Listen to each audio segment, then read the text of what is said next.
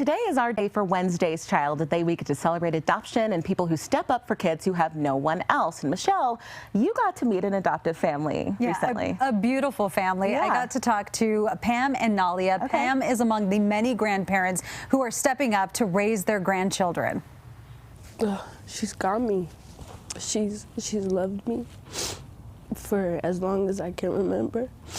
And she's proven that not all people are bad people.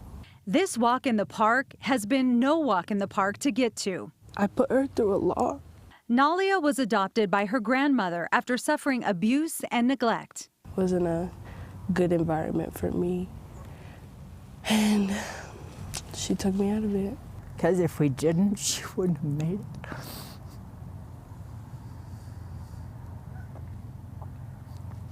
She wouldn't be. Pam is among a legion of grandparents who are being called back into service as the opioid and fentanyl crisis grow. Financially, it's a challenge. Emotionally, it's a challenge. Physically, it's a challenge. There are so many more challenges for these families. Kathy Howe works with families in crisis for Raise the Future, giving grandparents new tools for raising this next generation. You know, we get to change lives, we get to change futures, we get to change generations. Historically, there have been few supports for kinship families. Raise the Future is at the forefront of teaching techniques for coping with trauma behaviors. Unless you know what's going on, you don't know how to handle all of that. The one-on-one support that Nalia and Pam got allowed both of them to heal and reset their relationship. Now they're taking steps in the right direction. The fact that she stayed when a lot of other people didn't, it means the world to me.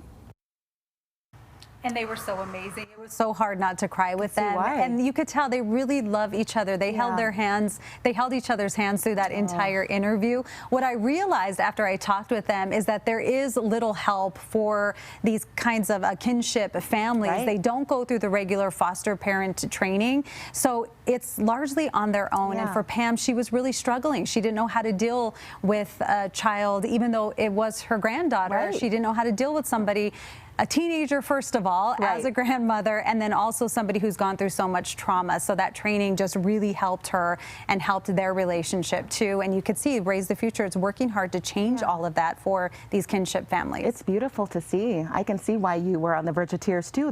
You can just feel that bond just watching them together. And they absolutely love each other. Yeah. And they want to be there to support each other. Yes, So absolutely. And I would say any parent would welcome that kind of support. Thank you, Michelle. I appreciate it. Well, you can support Raise the Future right now. Scan the QR code on your screen. You can call 303-755-3975 to make a donation. Text DWC 2023 to 71777 to give, or go to cbscolorado.com and click on the link. And Michelle, we are so thankful for every single gift that we do get today. Meg, I think you're doing a great job showcasing what that money goes to and how important the work is. It's easy when you see firsthand how amazing this whole staff is. Raise the Future is phenomenal. So grateful for them and our partnership. All right.